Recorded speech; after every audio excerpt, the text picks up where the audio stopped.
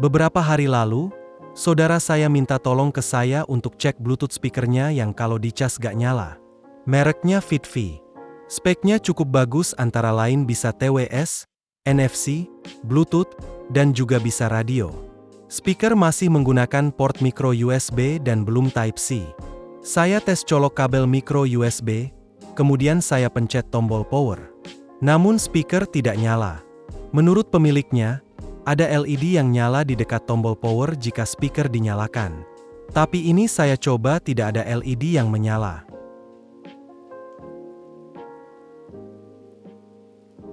Saya akan coba membuka panel sisi belakang speaker. Saya dapati bautnya ternyata menggunakan baut bintang yang kecil. Ini tidak lazim ya, tapi saya kebetulan memiliki mata obeng yang sesuai. Total bautnya ada 8.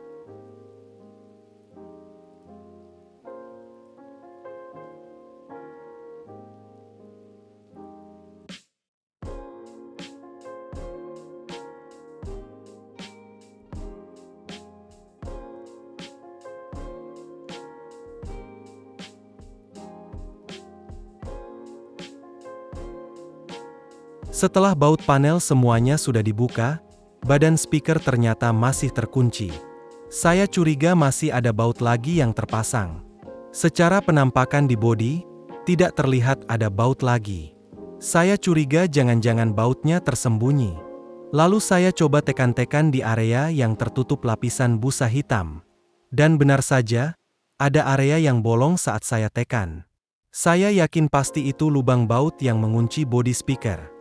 Lalu saya coba tusuk dengan obeng dan kemudian membuka baut-bautnya. Total ada 8 baut dan yang ini jenis bautnya normal menggunakan baut plus kecil.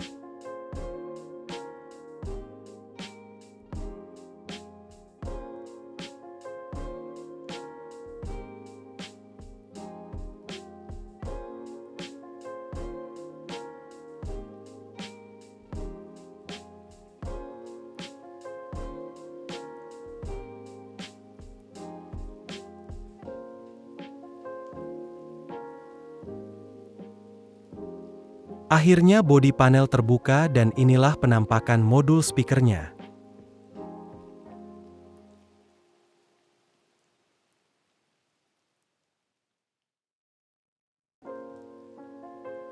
Selanjutnya, saya akan melepas modul, dimulai dengan mencabut semua kabel-kabel yang terpasang di modul. Hati-hati saat mencabutnya, khususnya kabel fleksibel karena agak tipis. Untuk kabel yang berwarna merah hitam, sebelum dicabut, saya tandai dulu bagian yang warna merah, untuk jaga-jaga supaya nanti tidak salah pasang.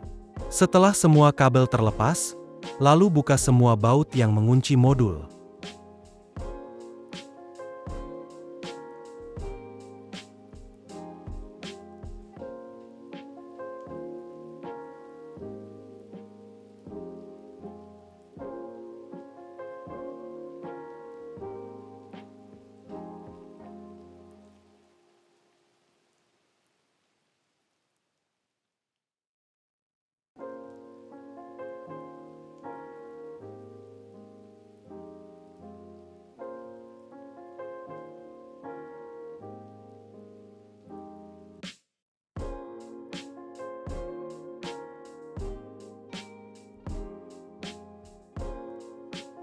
Kemudian lepas modul.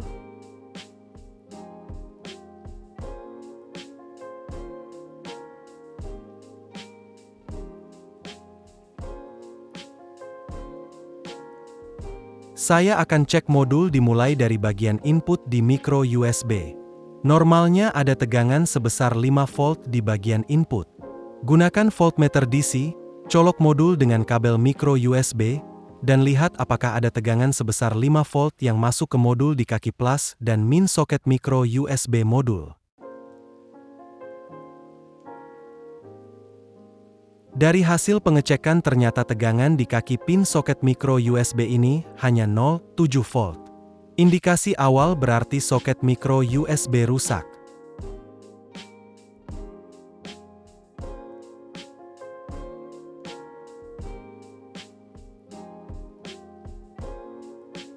Saya lampirkan juga skema kaki pin soket micro USB ya.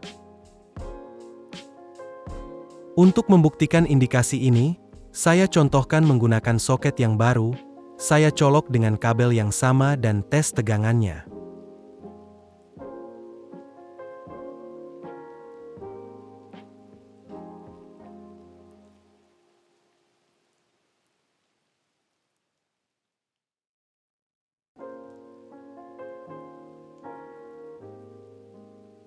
Dan benar, tegangan terdeteksi 5 volt dari kaki pin soket yang baru. Ternyata PCB soket micro USB-nya rusak. Terlihat permukaan agak gosong dan beberapa jalur tampak tidak sempurna lagi. Karena itu, saya putuskan untuk mengganti soketnya dengan soket USB Type-C dan jalur kelistrikannya saya gunakan kabel. Sebelum dipasang, saya bersihkan permukaan PCB yang gosong, lalu saya lapisi dengan isolasi untuk mencegah pin soket yang baru bersentuhan dengan jalur PCB lama. Kemudian saya juga menggunakan double tap untuk merekatkan soket ke PCB.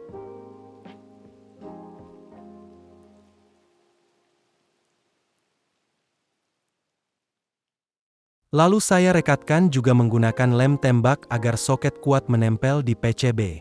Tunggu sampai lem tembaknya mengering sempurna.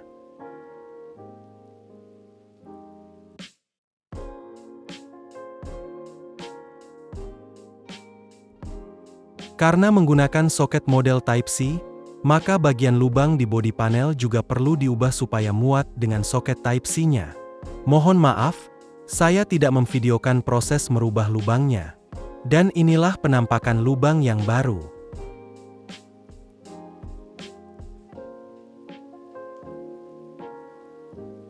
Sekarang saya akan rakit jalur power supply yang baru dari soket Type-C menuju langsung ke input baterai.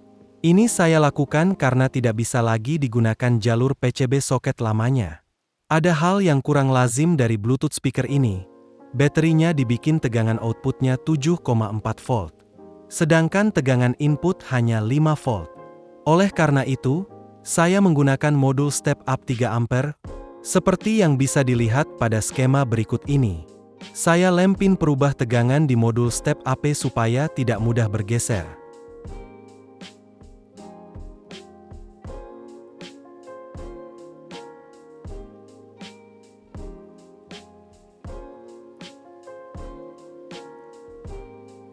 Kemudian saya menggunakan double tap untuk merekatkan modul step up ke bagian dalam body speaker.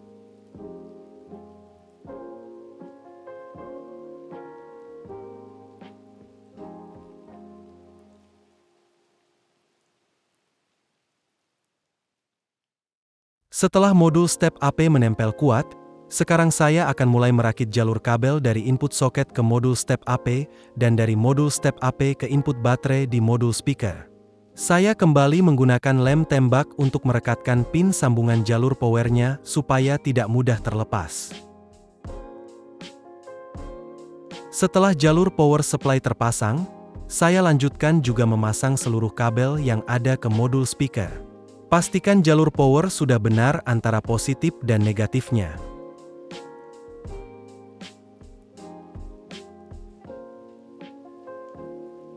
Kemudian, ada baiknya dilakukan pengetesan terlebih dahulu. Ini untuk memastikan bahwa dengan metode ini speaker tersebut berfungsi kembali. Mantap, ada suara keluar saat dinyalakan, LED juga menyala, Bluetooth-nya terdeteksi di HP saya.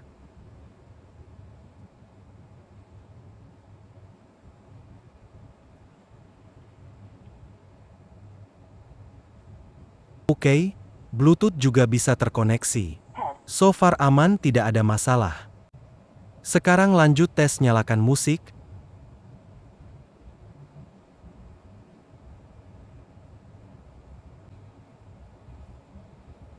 Saya coba menggunakan YouTube. Oke, suara agak kecil, mungkin volumenya belum dinaikkan. Sekalian tes fungsi volume up dan down-nya.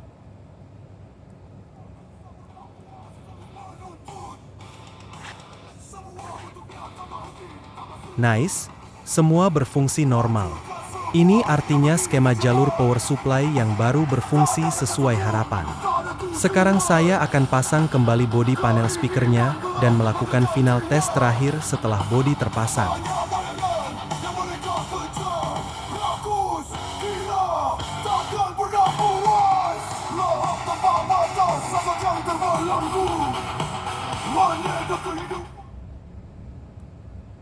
Sekarang bodi speaker sudah terpasang kembali. Kini saatnya saya lakukan final test dengan memutar sebuah lagu dari YouTube. Terima kasih sudah menonton. Berikan like, subscribe, dan komentar ya. Sampai jumpa di video-video berikutnya.